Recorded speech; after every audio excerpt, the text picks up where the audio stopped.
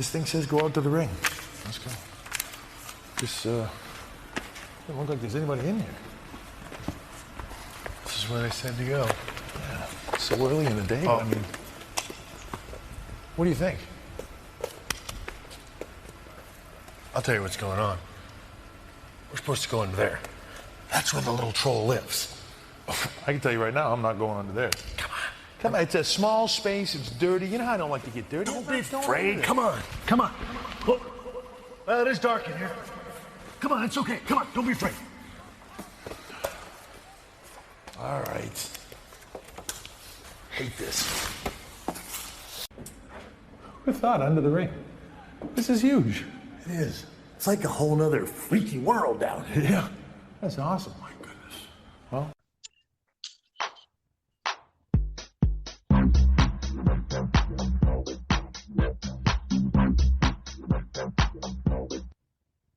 Welcome back to the All Things Wrestling Podcast. We're bringing you another new segment.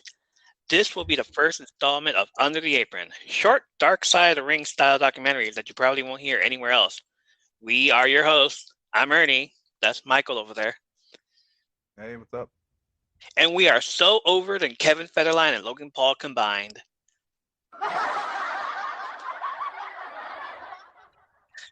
I'm here all week. You got your Zoa and Terramana this evening? I don't have the Zoa, I have the Terramana, and I have one of my, if I can shout it out. I'm in Pennsylvania. I got this it's called Deep Bay Vodka Soda. 0 carbs. So for you people out there that are trying to get your summer bod on, 0 carbs. Deep Bay. Cranberry pomegranate. Go for it. Do you mind if I open that? Go ahead. Okay. I saved it for the show. Saved it for the show.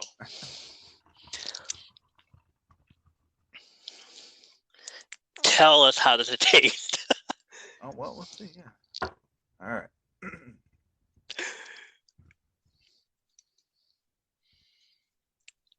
It's actually good. No carbs. Low calorie cranberry pomegranate. I could stick with these. Awesome. Good to know. All right. I was searching for Dark Side of the Ring and if they were coming back for season 4.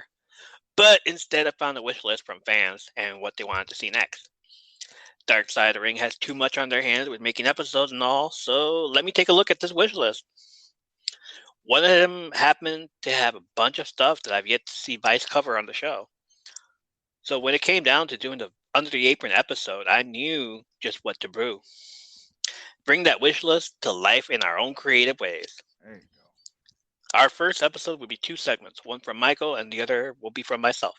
We're going to start off with Michael first, so go ahead and tell us what you have. All right, so taking it back now to about 2002. Do you recall when well, you recall it used to be WWF. Right. Before it was WWE, and there's a reason why it's not WWF anymore. Oh. Are we going back? Are we going back? We're going back. So originally it was, you recall, it was Triple WWF, so WWWF. Yeah. And they shortened it to WWF. So instead of worldwide, they just changed it to World Wrestling Federation. But apparently, the nature people had an issue with that. They were also called WWF, the World Wildlife Foundation, I think it's called. Fund Foundation. It's the same thing. Yeah. They didn't want people looking to save the pandas and then end up having to look at the smut and filth that Vince was putting out. So, How dare they? In 2002, World Wrestling Federation actually lost a lawsuit against the World Wildlife Fund in the UK. And it's the only lawsuit they'll ever lose. Yeah, really. Steroids couldn't bring him down, but apparently the panda could. The panda. So what they did, they decided to just be proactive, and they decided to change it in the States, because they figured, I guess, if they lost in the UK, they were going to lose here. So they ended up going to WWE, World Wrestling Entertainment, which was also a way for them to branch out and show that it wasn't just wrestling and everything like that. So, and that was actually Linda according to what I read, it was actually Linda's idea to go ahead and be proactive with that. The story from WWE was that they wanted to broaden their reach by instead being called entertainment and branching out to what they are today with the movies, music, games, and everything. And like I said, since they lost the court battle, you know Vince, he's never going to say, I lost. He's always going to spin it into something, whether it's a storyline, a gimmick, A storyline. gimmick. And they actually did that. So again, enter 2002. And like many other stories, enter the Hulkster, right? Yeah. So this was a time that the NWO, if you recall, was attempting to do to WWF what they did to WCW. The takeover part, hopefully not the bloated egos and paychecks, which we all know ultimately sank a company backed by a billionaire. We won't name anybody. Yeah. Well, the problem with this new takeover was that Stone Cold Steve Austin, who was arguably the top guy in the WWF, was not happy with Hogan coming, especially being an aging, guy that he was. Though he was number one, at least backstage in WCW, Austin was not happy with him coming over and trying to do the same thing in WWF. And again, I mean, if I had to say, I would say that Hogan at that point was to pro wrestling what many current Lakers fans consider LeBron James to be. They consider him. Well, they consider him to be a player who's basically running the front office. They call him Le GM and all that. And I'm a LeBron fan, but Yeah. So, but basically, to put it plainly, Hulk did not endear himself to Austin in WCW as well. Do you remember, according to Austin, Hogan was the one who held him back in WCW. Of course. So, Stunning Steve Austin. Right. So they still have some animosity towards that when he came back. Absolutely. Yeah, you recall all that. So, and then to put it in Hogan's words, it didn't work for him, brother. Hey. So now, the good of the matter was that we could have seen an era versus era matchup. The bad was that someone would either have to lose or the audience would get some cheap double count out or other, nonsense that we don't want to see. Unfortunately, we ended up getting the ugly. And although the ugly did end up giving us Rock versus Hogan, however, the hindsight shows that basically that match, what we got was like the Rock's Versace shirt on Otis. Oh my God. that kind of ugly. So, due to Steve not willing to play ball, he was being pushed down closer to a mid-carder rather than being the pioneer and torchbearer for the Attitude Era. Because arguably he was the Attitude Era. You had Rock and DX and other guys, but arguably with the Attitude Era, with the middle fingers and the beer and the Stone Cold, it was basically Stone Cold and company. Of course. Would you agree? Yeah. With the Attitude Era. Yeah, the Attitude Era was Stone Cold, Rock, Triple H, DX. So, what could go wrong, right? But Triple H is out with an injury, so everything has to rely on Stone Cold Steve Austin. Because The Rock is out too with Hollywood. Right. He was shooting the Mummy. Yeah, that's right. Yeah, he was. So what could go wrong? Well, how about for starters, Stone Cold being AWOL for the Raw after Mania? Yeah, he did. He was AWOL.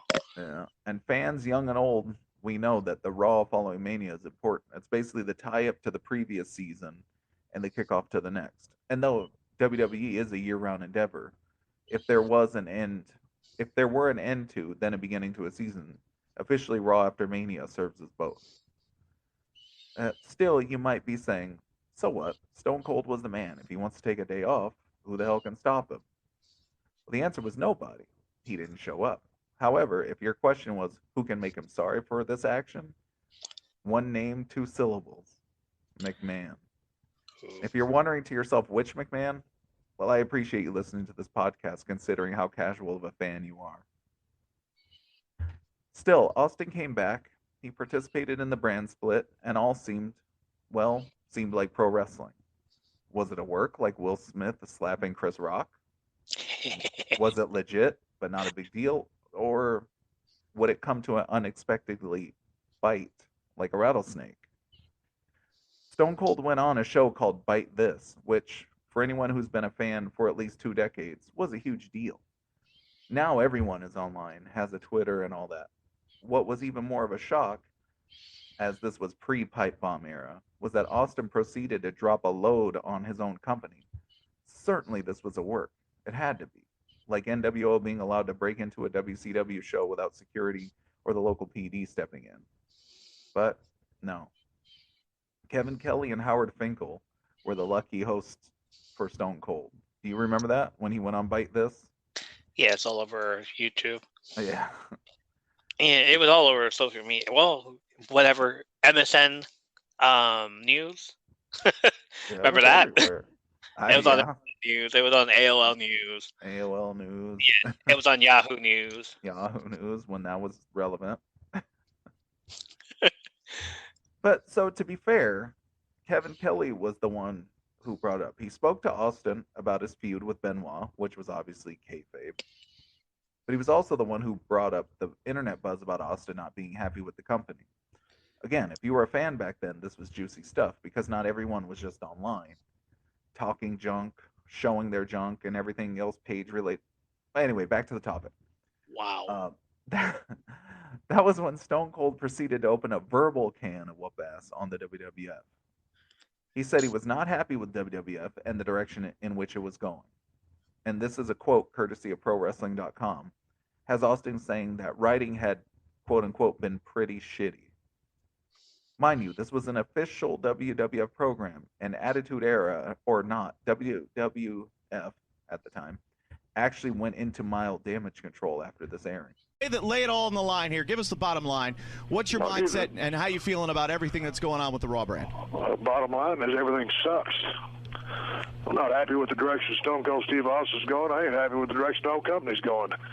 I think the writing has been pretty substandard. I'll go one better than that. It's been piss poor. I guess if that pisses some people off, then that's just the way it is. Well, again, you know, I think it could have been a hell of a lot better creative than it's been going on. It's pretty as a matter of fact, and I ain't been happy with what I've been doing before WrestleMania or after WrestleMania as we speak presently. Well, do you feel like there are movements, that there's progress, like things are going to change? Who knows? Hell, I'm over here in San Antonio, Texas, or up here in Stamford, Connecticut, and, hell, I'm still happy to be a part of the World Wrestling Federation. Love my job, but the bottom line is creative could be a hell of a lot better than it is. Austin went on to say that the split didn't need to happen, the WCW, when they split the brand, Raw and SmackDown. Didn't need to happen, and gave his take on what would work. Suffice it to say, if you're creative or Vince, you could not have been pleased with your guy speaking this way on an official channel. Interestingly enough, Vince went on the show the following week to downplay Austin's remarks. However, Vince also likened Austin to and this is a quote, an artist who normally produces platinum records to then only making gold albums. So, ouch. Oh my God. That's Stone Cold, who's again, like I said, the most demanding, of anyone I've ever worked with, and sometimes rightfully so.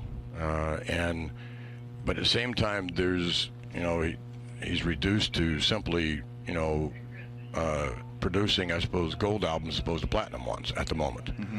Well, I don't know, to take your point of view, whether or not someone gets sour on the creative and can he take that and turn it into, something better. I think he can. I think Austin does have that ability. At the same time, he needs some decent material to work with too. So it's a combination of things. And that's actually what led Austin, during a phone call, stating that he was not going to put. Let me back up.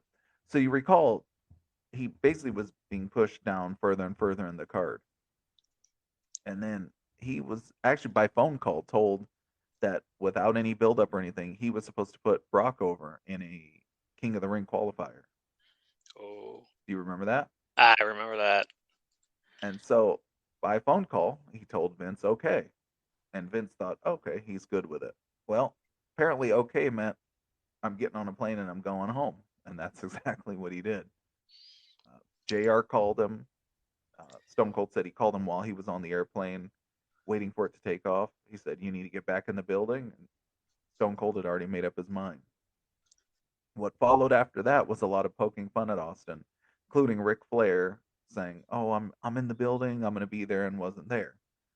Most memorably was The Rock showing up and cutting a huge promo on Austin. And there was this statement said to be, although The Rock said it was aimed at the talent in the back, and what he said was, "If anyone in the back doesn't want to be here, like the slogan says, get the F out." But Yeah, I remember that one. Okay, 5 years ago when The Rock first walked into this company, he had one idea, and that idea was really simple, and that was just to become the absolute best this industry has ever seen. And I will continue to work my ass off to make sure that happens. Because you see, The Rock says this, that's the very same passion, that very same fire that I have in my eyes is the very same fire that I see every time I walk in the back of that locker room. Every single time I walk into a Raw locker room, every single time I step into a SmackDown locker room, all those guys are here because they want to be here. That's right. Everyone on SmackDown, all those guys on SmackDown, they are there because they want to be there. They get in this ring, they bust their ass, you love them for that, and they do it because they love to do it. You gotta love it. So The Rock says this, if there is anybody in the back, I swear to God, I honestly mean this, if there's anybody in the back that does not want to be with this company, if there's anyone at SmackDown that does not want to be with this company, then just like the slogan says, you get the F out. Oh, man! Oh.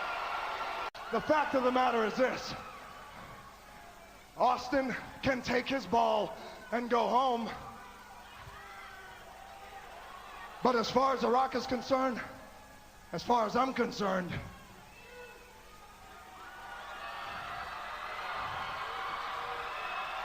this is home. There you go, Rock.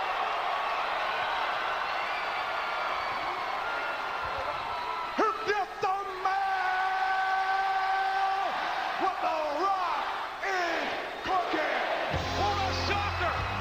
Yeah, and then remember, there was also followed by an episode of Confidential, which, if anybody knows or doesn't know, that was basically WWE's version of like 2020.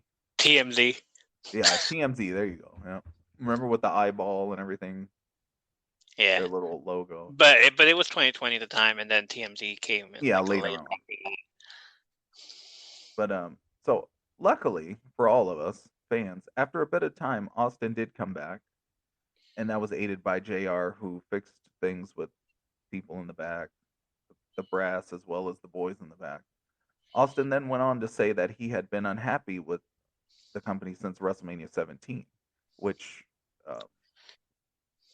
what he said was he wanted to change his character. That was when he faced The Rock, and he felt like his character was being too predictable, but the Stone Cold Steve Austin character was supposed to be unpredictable.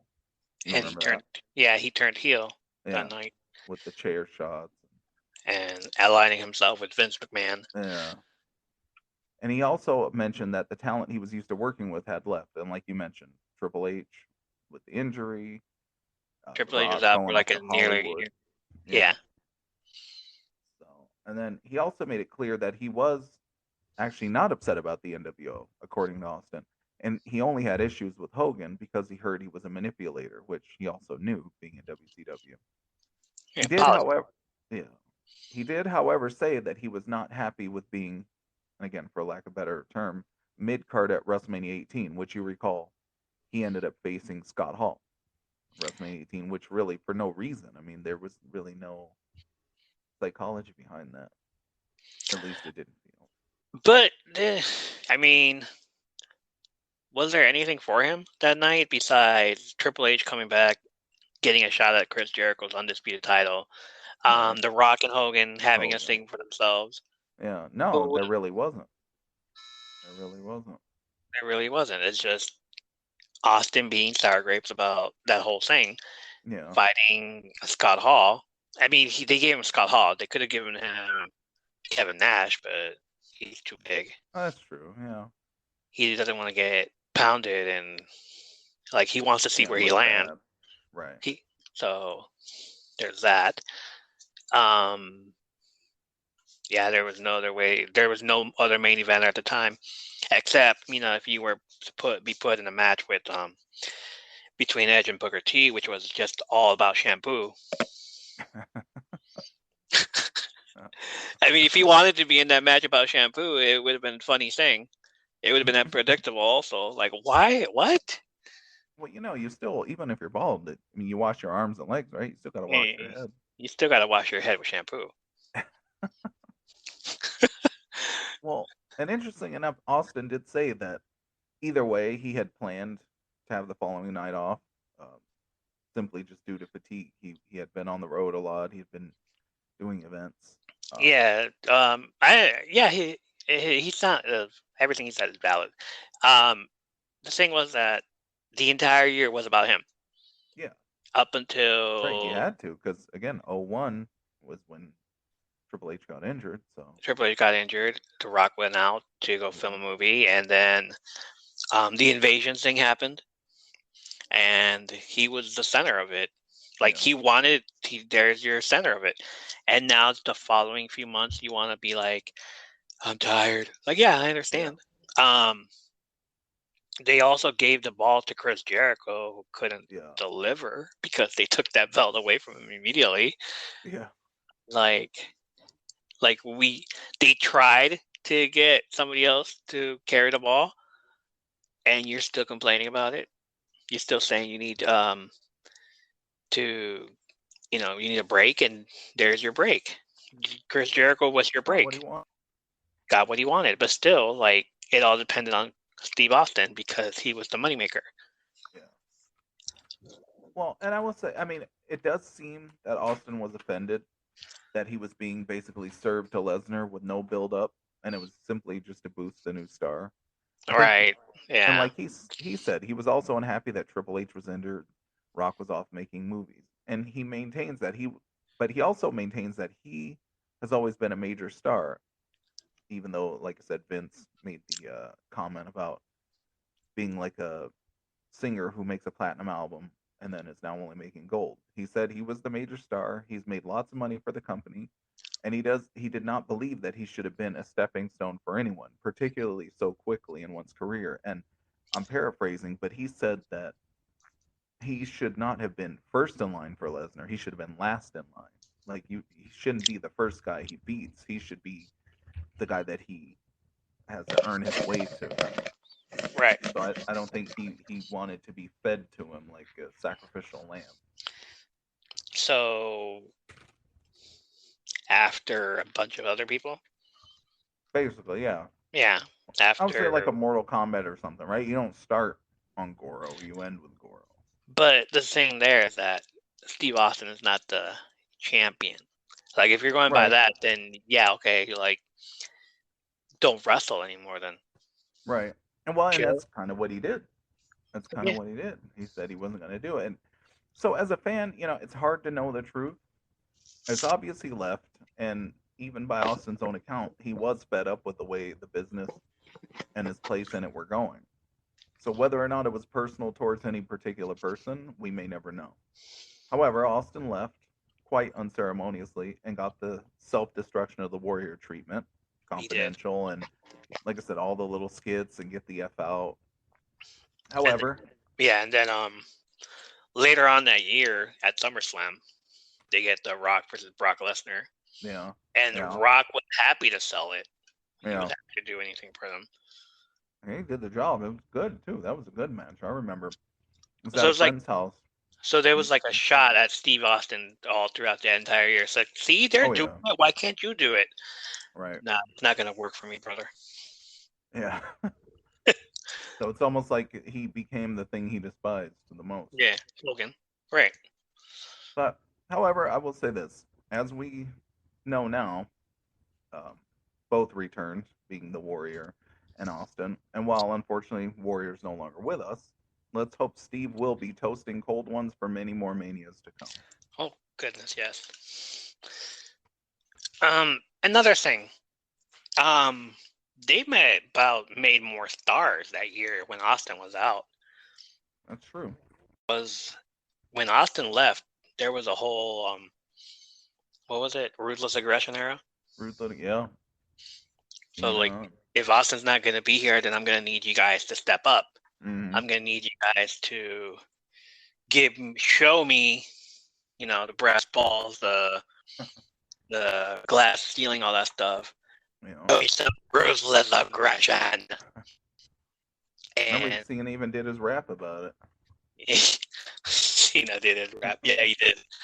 And they all did. And they all got new stars out of it, even without Austin. And then that's when Austin was watching from home, like, oh man, they're having fun without me. Now when I come back. me, yeah. Now when I come back, how can you make me come back?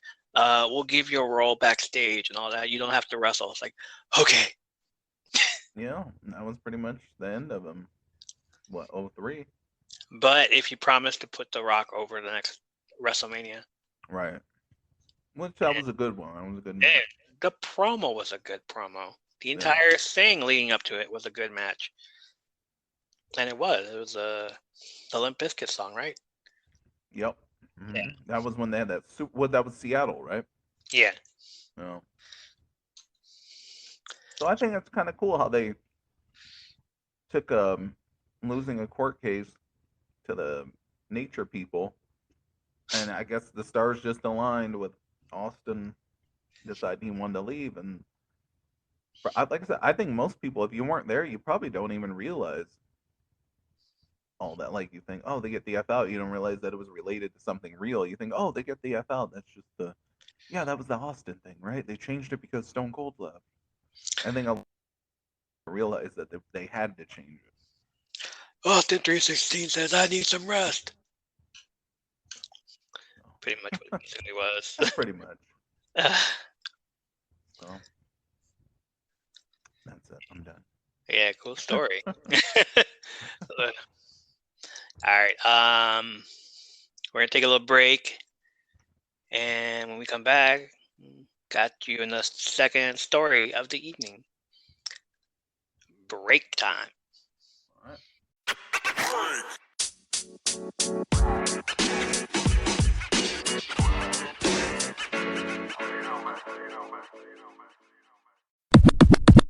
Welcome back to the show. Thank you. This is still Under the Apron. So let me introduce you all to Wrestler's Court. Do you know what Wrestler's Court is? I have a vague idea. An outdated, at times toxic practice where any wrestler who had been in the wrong was taken to a literal court. Wrestler's Court has been a subject of infamy for a while now, with ridiculous stories of misconduct, bullying, and unfair treatment of the young wrestlers coming out regularly.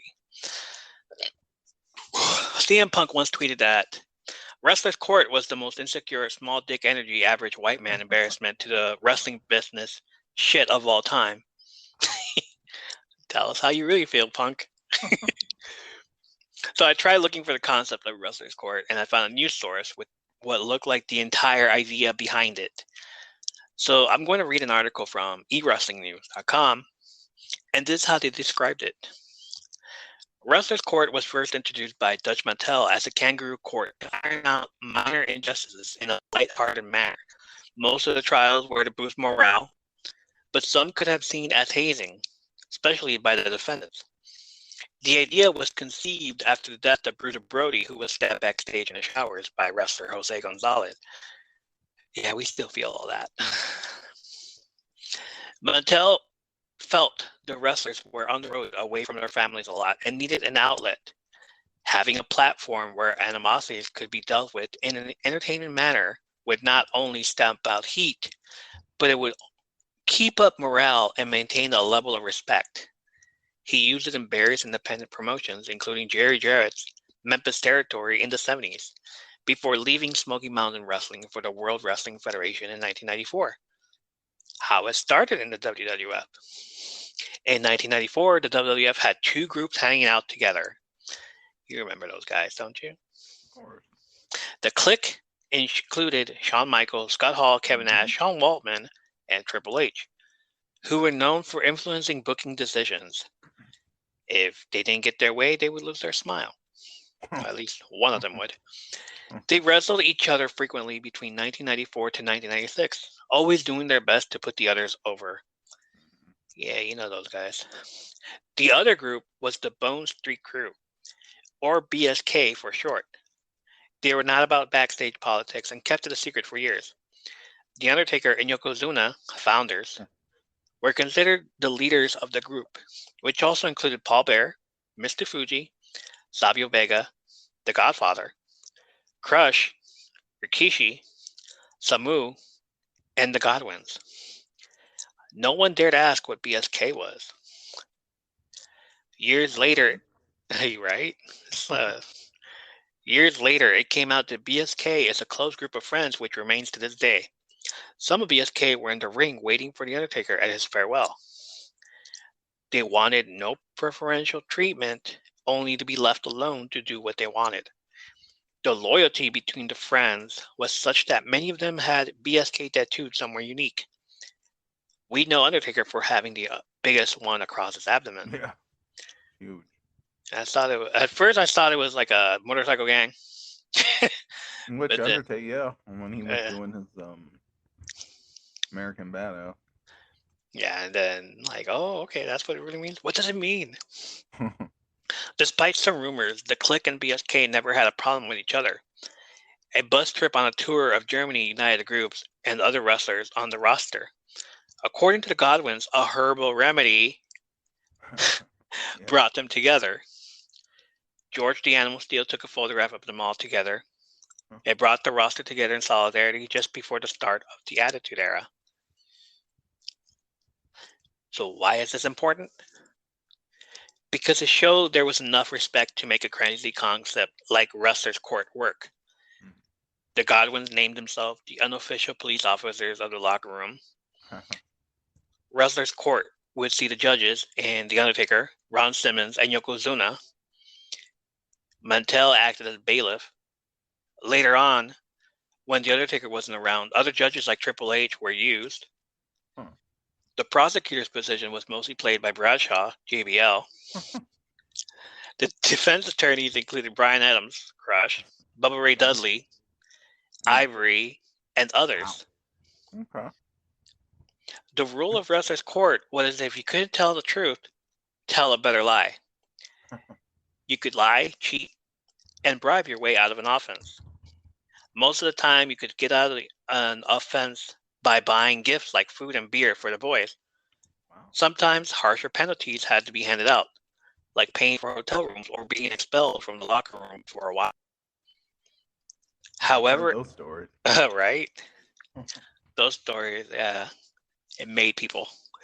However, it played out. It was to make people accountable for their actions. Other times, it was just something fun to do on the road. Stories of Wrestler's Court in WWE had dwindled over the years, more so since The Undertaker stopped wrestling full-time.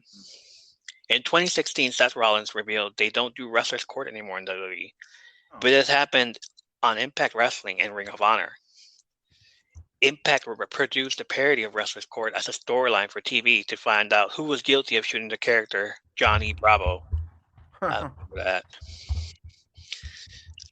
All right, so there's what Wrestler's Court is all about.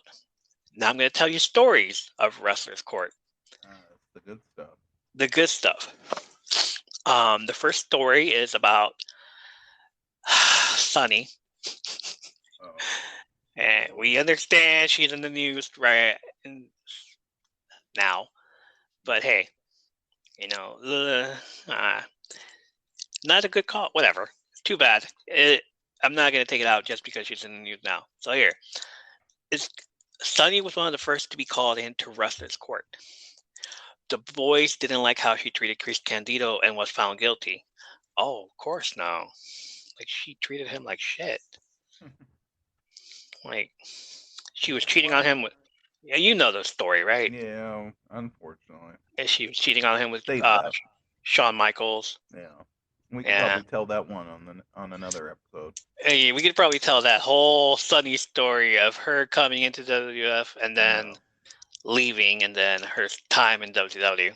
That's like a whole dark side of the ring right there. But if they even do that, if not, then we're gonna do it. Her punishment, to have the Godwin slop bucket thrown over on TV. Okay, so for those of you that don't know, the Godwins are farmers. They're a farmer gimmick. Yeah.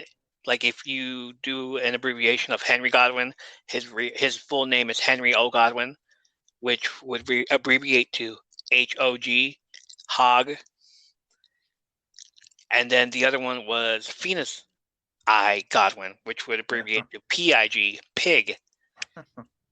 So, like, they'd come out wearing overalls, their little country farmer type gimmick with slop buckets. As the heels, they would throw the slop bucket at their opponents. If he was a heel, he'd like try to throw it at the crowd, but they'd move out the way. And you see it, they usually put it in the corner of the ring for later use. Some people have described it in the audience as saying that it smelled bad. It smelled so horrible in there. As faces, they would just throw slop buckets at the heels. One of the best matches that I've seen Henry in was the match against Triple H in a pig pen match. Oh yeah, that was it was great. That was his punishment for the curtain call, wasn't it? It was. That's one of the reasons why he said, "I played your game, and look where it got me." So they usually have slop buckets. One of them was no ordinary slop. Earlier in the day, they left the bucket in the locker room and told everyone to leave it alone, knowing full well the guys would add their own contents. Wink, wink. Leave it alone. Don't touch it. There's no way of knowing what was added, but you can imagine. On TV, the Godwins cornered her around ringside. Sunny did her best to persuade them to look the other way, but it was inevitable. Oh well, it's not like she hasn't done nastier things since then.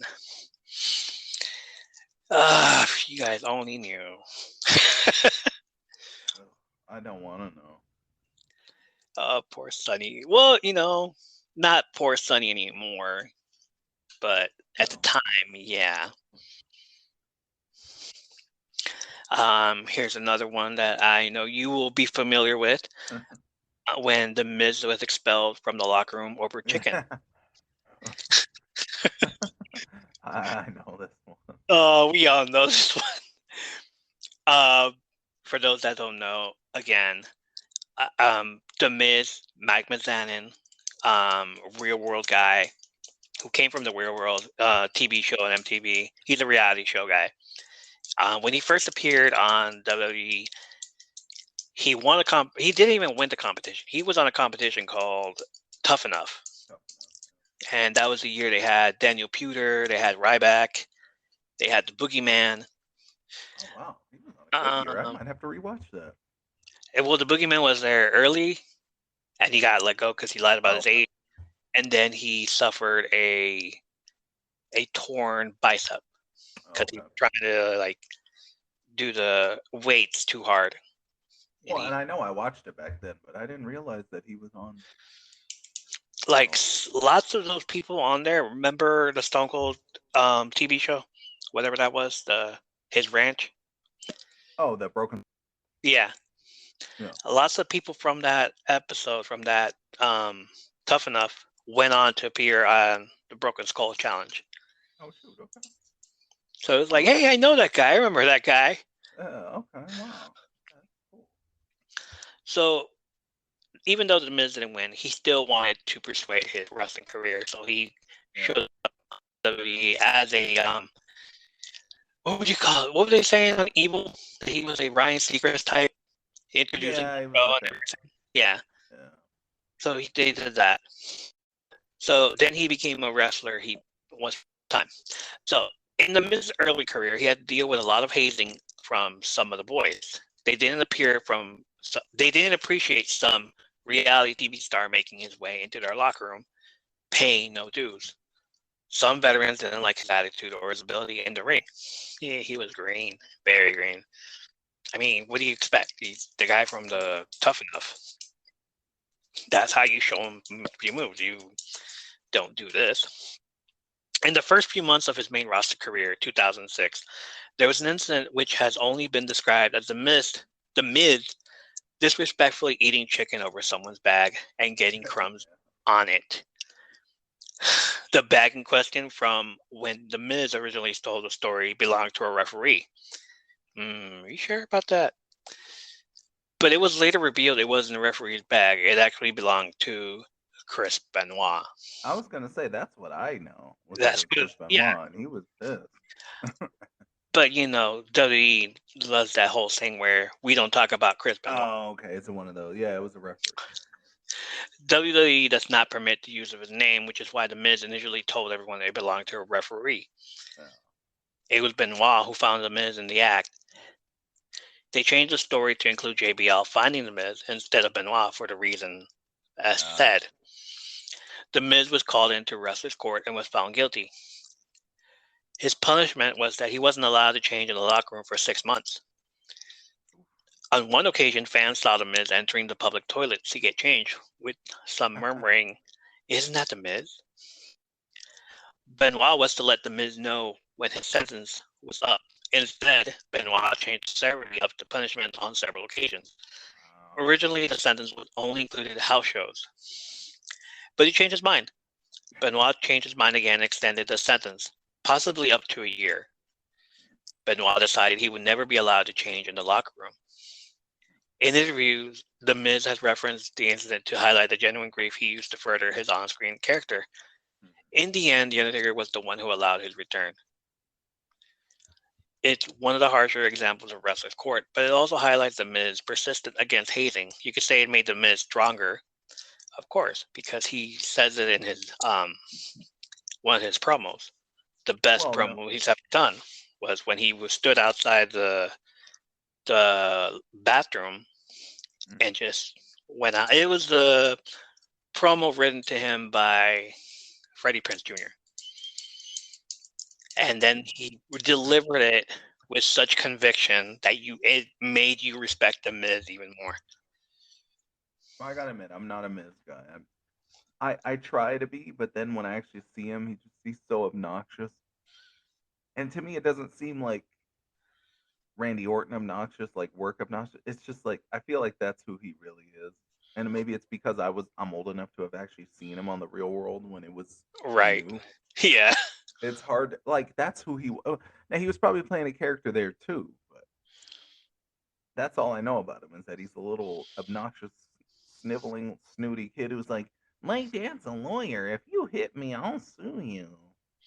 At times, he would get drunk on the real world, and that's when The Miz would come out. Right. Or the challenge, either one, the real world Road Rules challenges before the challenge. But at times he would get drunk, and that's when The Miz would come out, and he would argue with himself. Right. Where Mike Manzanin would just say something like, "Hey, she broke up with you, man," and then Miz be like, which would say some idiotic saying, and that's probably the reason why they don't like him. Other times it would be when he would have to compete in a final challenge, not challenge, but in a daily challenge against someone else to eliminate them. And that's what the competitor Miz would come out, where we now see. But also his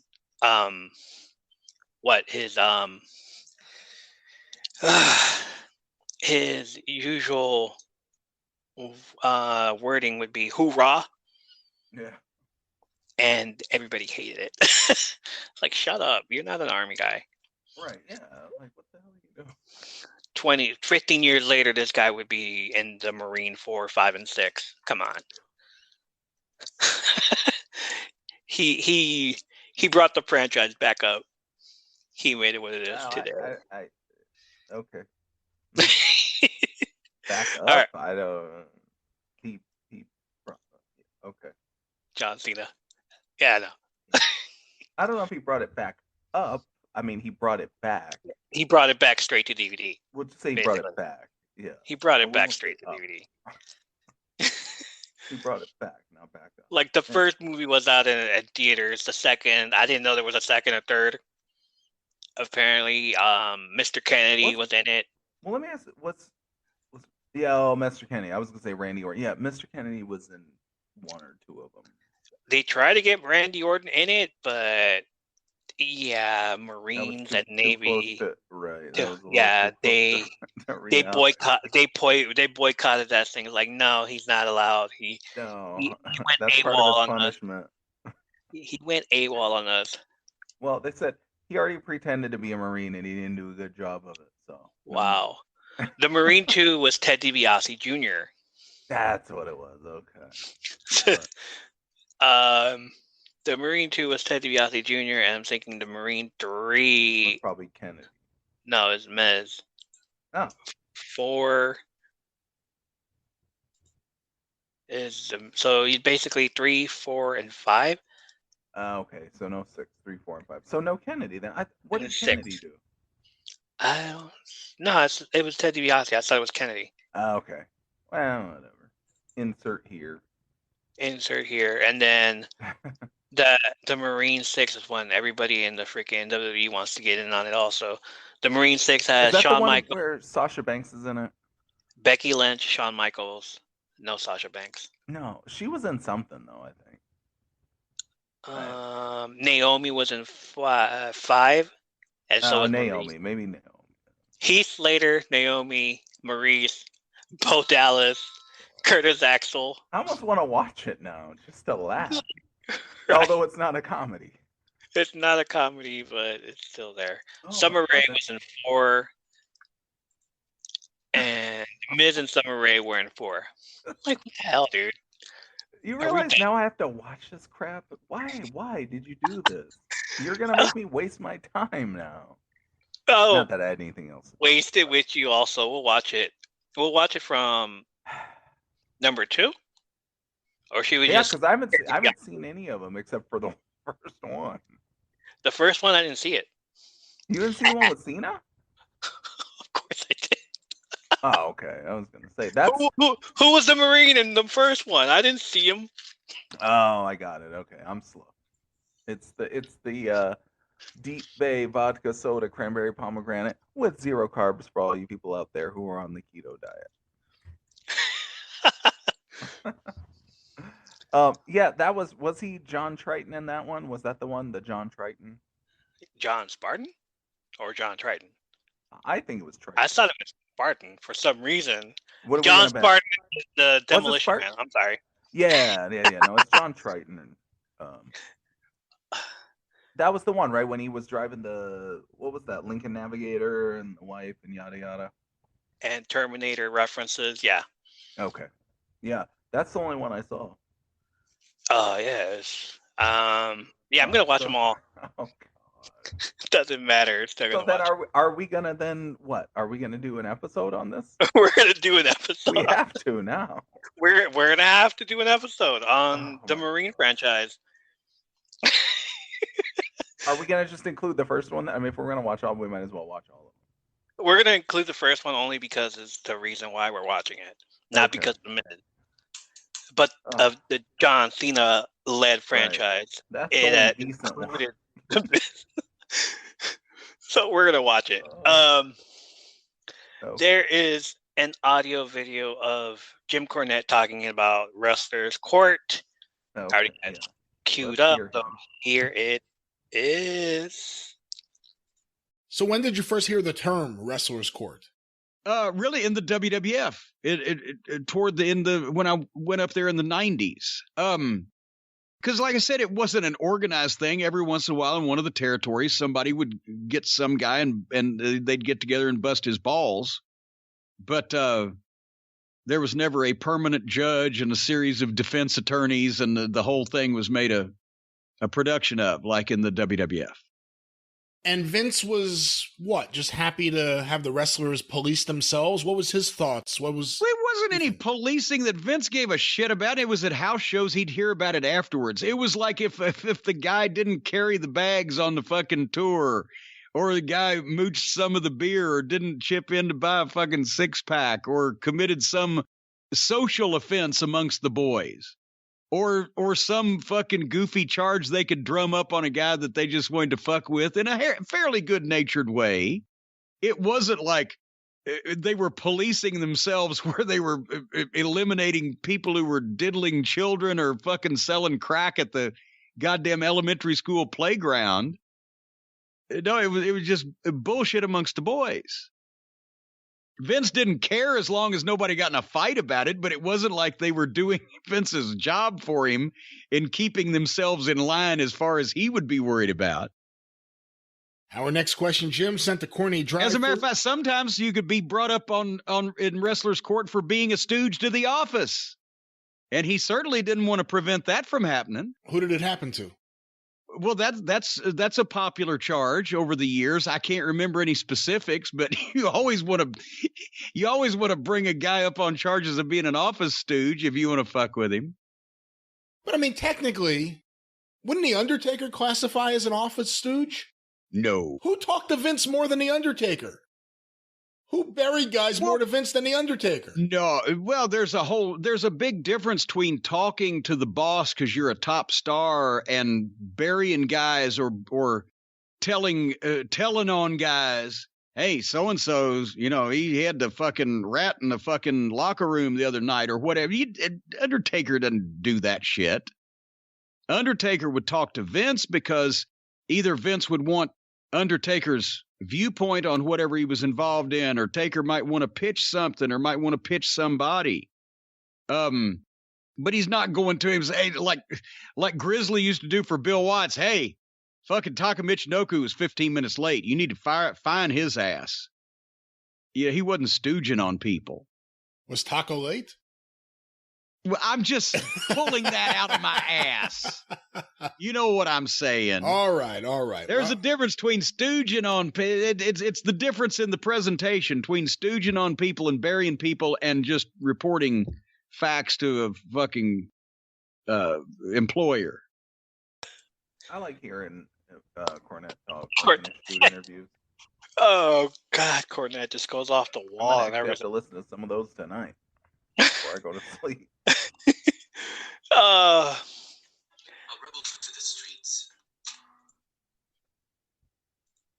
Okay. Yeah, and Jim Cornette is going off the wall and everything. It's always freaking hilarious and it's always funny. And that was a very awesome take on him in the wrestler's court, like because he was around for that, right? Oh, of course. Have you ever heard? You remember the incident between Goldberg and Chris Jericho? That was WCW, wasn't it, or was it WWE? And both. There was one in WWE when they fought backstage in WCW, Yeah. and then they made their way over to WWE also. Okay. The infamous incident between Goldberg and Chris Jericho is one of the most talked about wrestlers' court stories. Luckily, the details were ironed out long ago, and I can also provide a video of Jericho talking about it in an interview. Wasn't supposed to say that. I wasn't supposed to say that, but okay. I don't know the particulars, but I definitely know that something happened. So. Goldberg and Jericho had a backstage altercation on Bill's first day in the company. There was still some animosity left over from WCW days, and by this time, Jericho was a veteran in the company, while Goldberg was the new guy. Yeah, fuck that guy. Jericho stopped Goldberg's assault before it began with the only shoot hold he knew from his job as a bouncer, a face lock or headlock, depending on who tells it, which rendered him immobile. Every time Goldberg tried to get out of it, Jericho cinched it in harder. He kept the hold on until others came to separate them. Word got around that Jericho took the mighty Goldberg down by himself. Even Vince McMahon heard about it, and he laughed it off as he couldn't believe Jericho had taken out one of the biggest guys in WCW history. He's a small guy. Yeah. That's some good shit. Goldberg was taken to wrestler's court. Apparently, it was he who asked for this, because he felt Jericho had been disrespectful. But it royally backfired. We're not in WCW anymore, dude. No, because he left and you're still around there, like, who's that? No. As the brand extension split Raw and SmackDown into two rosters, and The Undertaker was on the other show, Triple H was appointed the judge. This can't end well. The game did not hold back any punches. He immediately found Goldberg guilty of disrespecting the business and showing disrespect for those who worked their asses off to put him in the main event spot he had. They humbled him. Unlike previous punishments, Goldberg did not have to buy anything, and he could not bribe the judge and prosecutors for gifts. His punishment was far more severe. Triple H told Goldberg his punishment was to apologize to Jericho and to publicly admit that out of the two, Jericho was the better wrestler. and always had been. That's hard for me to believe that Jericho got the best of him with a what was it, a front face lock? Goldberg couldn't just pick him up and right belly to belly. I mean, something not adding up to that. Like the guy doesn't even sell a move, and you expect us to believe he sold this move. Like I feel like I could get out of a front face lock from Chris Jericho. I'm putting that out there, everybody. If anybody has the juice, get it done. Get me and Chris Jericho on equal ground. I will get out of a front face lock that Chris Jericho puts me in. Sounds like a match. Here's what Jericho had to say about that. Goldberg and you had a little rivalry in there. Have you spoken to Goldberg since? Have you hugged it out? Are you friends? What's you guys? And would you like to face him? I know that you were trying to get that thing done, but WCW, I remember watching it, the rivalries and everything. But what's the history between you and Goldberg? Well, I mean, we did work with each other in WWE once he got there. When you're young and crazy, everybody's all hyped up, and we were in WCW together, and it was a different world then. And things happen all the time. Like I said, when everybody's kind of holding out for their position and like, I got to do this, and I got to be this, and I got to be that. And Goldberg and I saw wrestling from different sides of the coin. But both of us were very successful, so you can't really cut either one of us down for our mindsets, And there wasn't a lot of interest on his end to work with me in WCW, and I think there was a little bit of some animosity between us that transferred over to WWE, and we had a little bit of a kerfuffle, a scuffle. It wasn't what everybody says it was, where Jericho beat up Goldberg and took him down and tied him in a knot. It was, I stood up for myself and I held my ground, and it was what it was. And it was unfortunate for Bill because it was on his first day of work in the WWE, so he kind of got labeled right off the bat. But we did work with each other. We had a pretty decent match, if I recall. And would I ever want to face him? Hell no. He's crazy, man. He's like twice my size. So it was one of those ones, if you want to score it, okay, Jericho won, Goldberg nothing. And there will never be a rematch, ever. If it ever happens, I'll run away screaming because, I'm not going to say I got lucky, but I'm glad the outcome was the way it was because I thought the whole time he was going to tear my head off. So Bill's a good guy, man. And I got nothing but love for him, nothing but respect. The conspiracy victim. So, yeah, it's pretty much, if that ever happened again, it'd be fun to watch because then, Chris Jericho would be running away from him and everything. Yeah, I think so. That would be my call. My money would be on Goldberg now.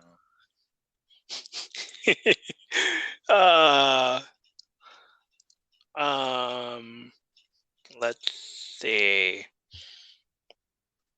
There were a lot of Chris Benoit stuff also. Where he would be the one judging people. Well, not judging, but just sending people to trial because of that. Okay. There were some few other ones.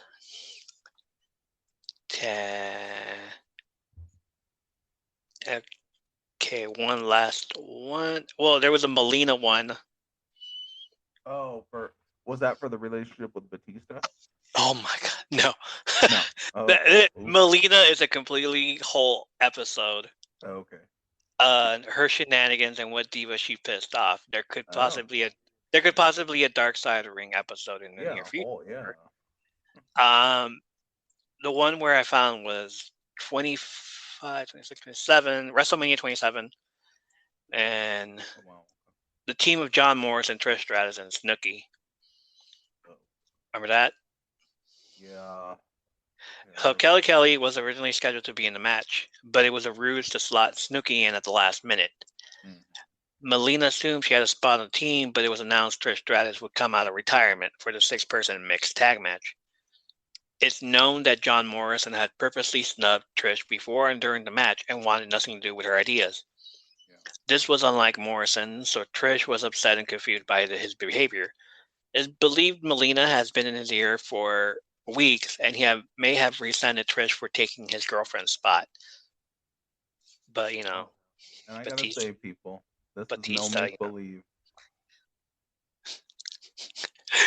Paul London had previously talked about Melina's case happening at 3 a.m. in a hotel. Wrestlers were asked to come down from their rooms and witness the event, which London said was stupid. In a shoot interviews, London said The Undertaker was the judge for the case, and the boys were taking bets on how long it would take for Melina to cry. Sadly, there are no more details about the case itself. What came from it remains unknown. Darn. Because, I mean, anyway. Me and Melina 3. Okay. Oh, my goodness. Okay. Anyway. Finish it.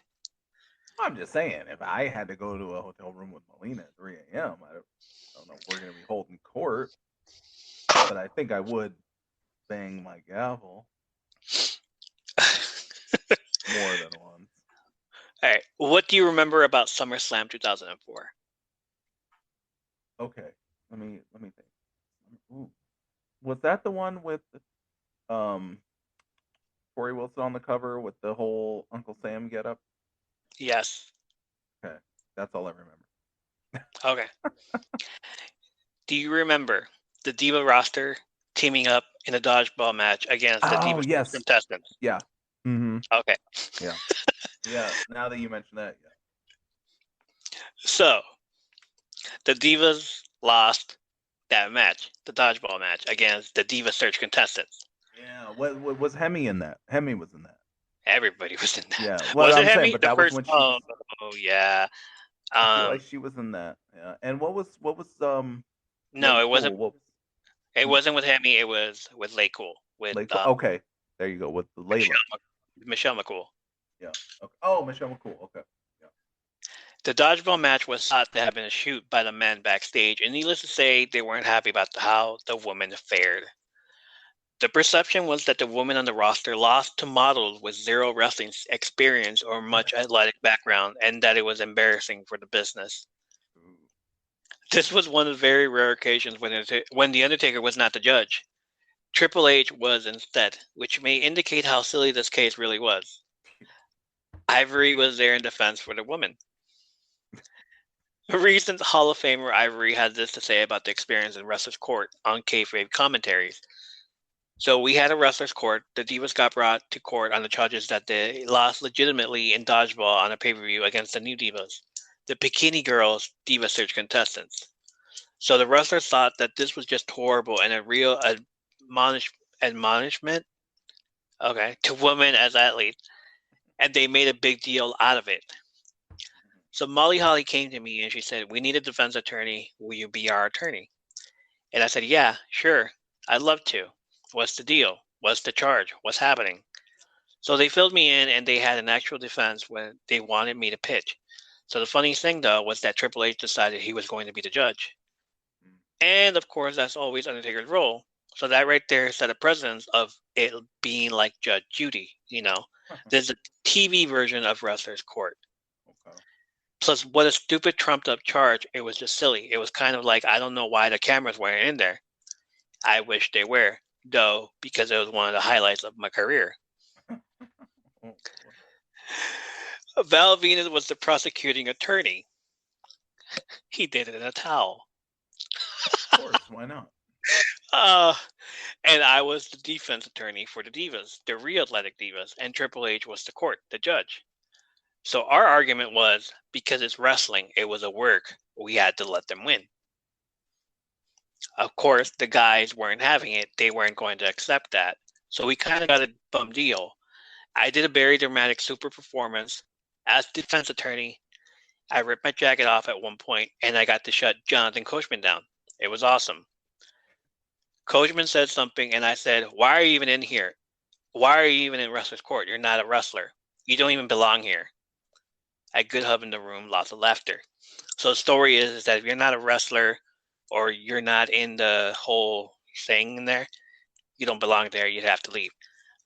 People have been sent outside. Vince Russo was one of them. Pat Patterson was another one. Like, you can't be in here. This is for wrestlers only. So the only way that they tried to shut me down was Triple H kept saying, "Ivory, that's enough. Ivory, that's enough. You talk too much. You talk too much." But it was all good stuff. They didn't want to hear it. Just like women in a man's show, once the divas start rising to the top, the Wendy Richters, any kind of an element of women's wrestling comes and gets higher ratings, it just disappears. The same thing happened with Right to Censor. Gone. I miss Right to Censor. So the same thing with my defense attorney ism. It was shut it down, it's too hot, it's too right. Ivory proceeded to say the prosecutors had the bimbo divas up there, to answer questions, and didn't even know what a square circle was. We gave them questions about wrestling. They had no idea what was going on. So I think we would have won, but the guys had it for a ruse. They didn't want us to win, so then came the time to bribe the judge. Normally, the accused would bring in a case of beer or something for the judge, and that always worked to lighten the sentence, right? Well, what I did was I packaged up a gift certificate to the Red Roof Inn. We offered that to Triple H. As everybody knows, Triple H always stayed and had been staying for years at the TV hotels, which is a nice hotel. The Red Roof Inn, that's what the person who's guilty should get. And he would never, ever use a gift certificate to the Red Roof Inn. So I presented it to him in a really humble way. And the whole room just fell out. They were just totally digging it. It was really good. The best part was shutting Coachman down, though. We wish there were cameras in there, too. Yeah. Yeah, me too. Yeah, he's a Red Roof guy. He's definitely a Red Roof guy. He for guilty people. Remember that thing you did with Stephanie? Where you were in China? Yeah. Is that where you went? Oh, my God. Wrestlers Court today. Xavier Woods, while talking with the actors from Super Troopers on an April 14th, 2018 edition of his YouTube channel, Up, Up, Down, Down, said, Wrestlers Court is like if somebody does something, like he steals my move, I can take him to Wrestlers Court. So we have the jury. We have everyone watching. We have the judge, and I plead my case. I can either choose someone to represent me or I can represent myself. We plead our cases, then the jury figures everything out. The judge makes his case, and if he don't want to do what he needs to be done afterward, like let's say he has to now be my driver for the next 2 weeks, stuff like that. If he doesn't do that, then the bailiff, well, let's just say anything can happen. Gone are the days of having to buy copious amounts of alcohol or having to change in the hallways for half a year as a punishment. Now, having to be someone's driver for 2 weeks is an ample punishment. It's great to see that things have tamed down a bit and that the culture of things has changed for the better in the back. Yeah. Fun, but okay. Man, there's some good stories in there.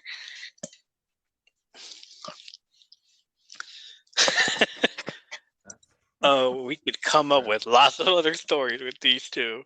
That's hilarious.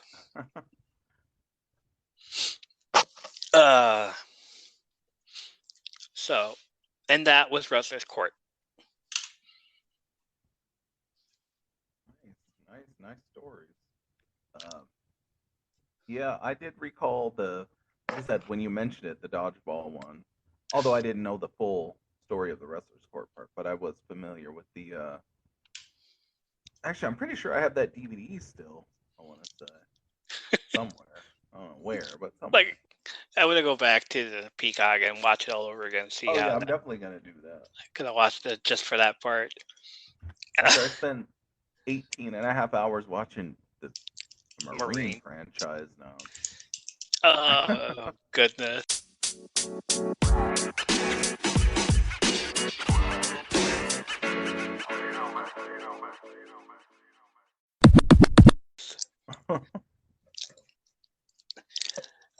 Before we end the show, we've been talking about this recently, and we have decided to play a game of fantasy wrestling, much like fantasy football and fantasy basketball. Or are those still around? Yeah, oh yeah, definitely. Okay. Here are the rules, and rules are changed. Each player owns a roster of 15 male wrestlers and 8 female wrestlers from Raw, NXT, and SmackDown. That will probably change to 10 or 12. Trades can be made at any time, but not in effect until the week after. We can trade with each other or trade among the list of free agents. Free agents are those not chosen during the draft. If both players want a free agent, the player with the lowest score has first dibs. Okay. Free agents added to your roster start at 0. So while everybody else still, like 10 point and all that stuff, free agents is like, okay. The draft occurs before the first official event of the season. So we're going to start by this week. Begin by randomly determining the player draft order. Each turn, a player selects one wrestler to add to their roster. Continue until all players have 15 wrestlers to their roster. Tag team draft rule. If a player selects a member of an official tag team, that player must immediately declare whether or not they will pick the tag team partner, or that player must immediately declare whether or not they will pick the tag team partner on their next turn. If they choose to pick the partner, no one else can pick that wrestler, and the player must choose the partner on their next turn. Okay. Otherwise, the tag team partner is fair game. Scoring. Singles matches. Victory by pinfall, submission, or knockout, 5 points. Victory by DQ, countout, or forfeit, 3. Defeated in a match, you get negative point, 1. Tag team matches. Victory by pinfall, submission, or knockout, 4 points to each wrestler. Okay. Victory by DQ, countout, or forfeit, 2 points for each wrestler. Defeated in a match, negative 1 point to each wrestler. Okay. Title matches. Winning a title equals 10 points. Successfully defending a title, 8 points. Defeated in a title match, negative 1. Okay. Tag team matches, title matches. Winning a tag team title, 8 points for each wrestler. Successfully defending a tag team title, 4 points to each wrestler. Defeating a tag team title match, negative 1 to each wrestler. Special matches. Victory in a special match, 7 points. Tag team victory in a special match, 6 points to each wrestler. Okay. Defeated in a special match, negative 1. Other scoring rules. All points are doubled in the pay-per-view event. No points are scored for a match ruled as no contest. Special matches include any match with modified rules such as triple threat, fatal 4-way, battle royal, cage in a hell in a cell, false count anywhere, no DQ, etc. You do not need to own both wrestlers to score in a tag team match. Okay. Winning. After every episode of Raw, NXT, or SmackDown, players will tally their points to determine the current champion. The player with the highest overall score is the champion. In order to win the championship from another player, you must exceed their current overall score by the end of the month, basically after the next pay-per-view. Okay. For those of you listening, if you'd like to join in on the fun with us, you are invited to do so.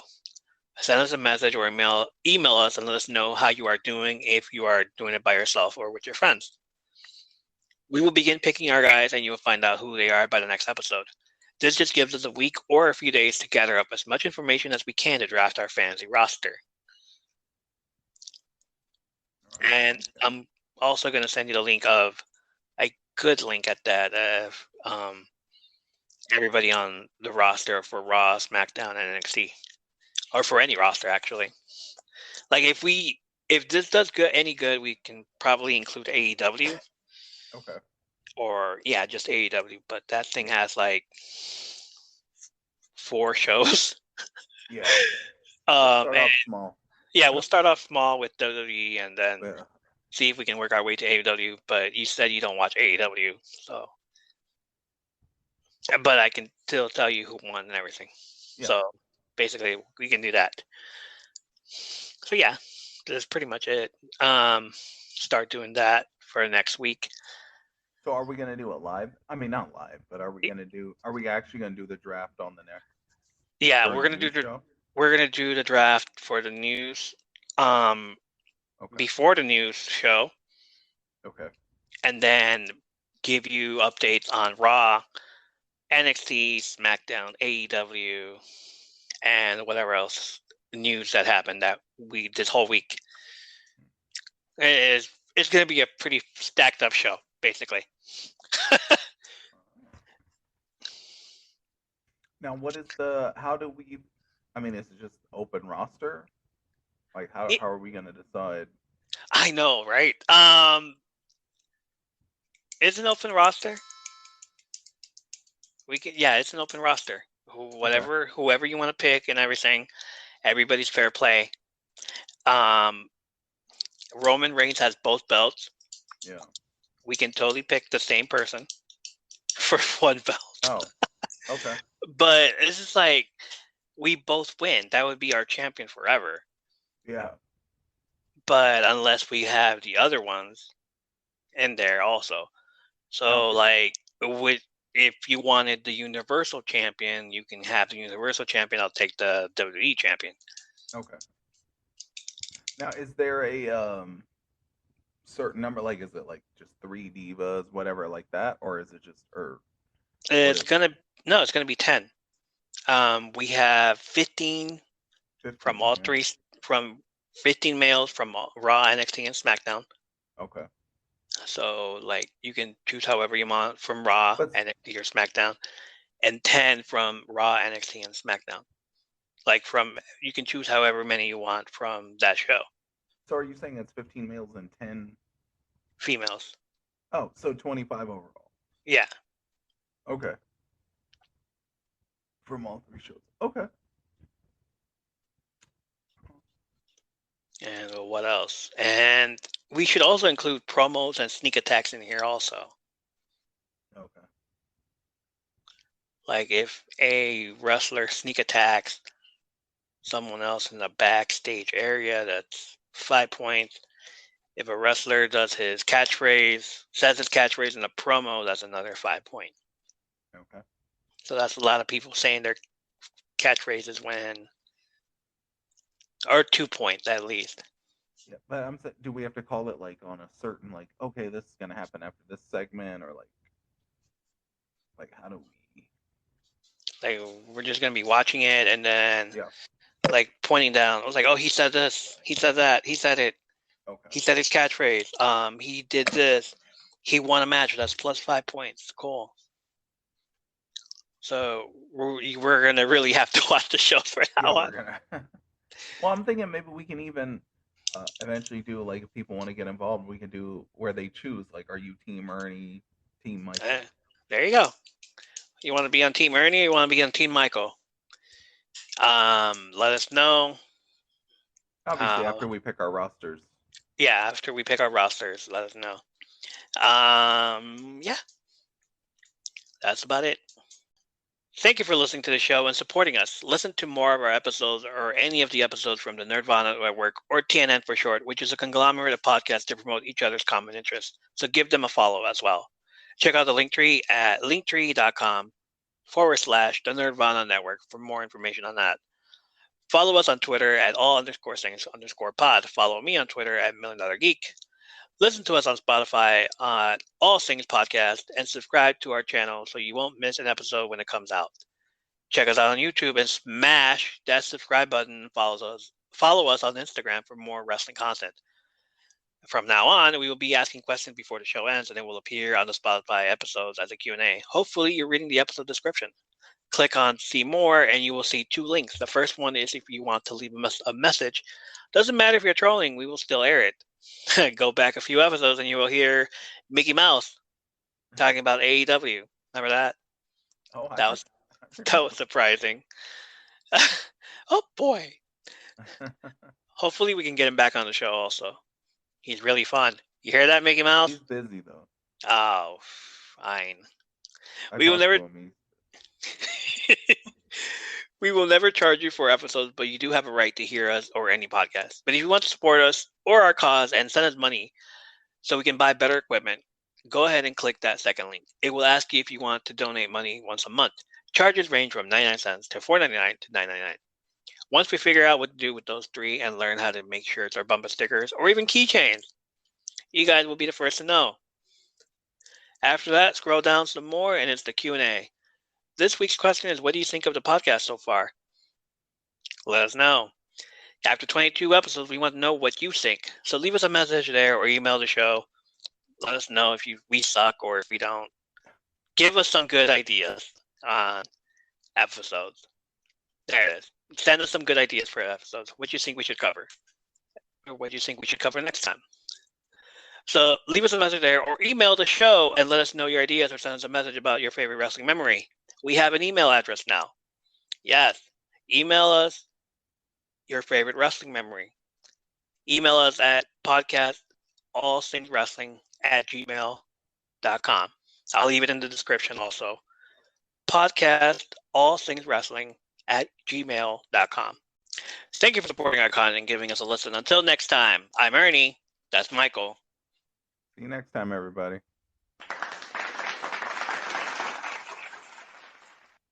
And you have just been entered under the apron.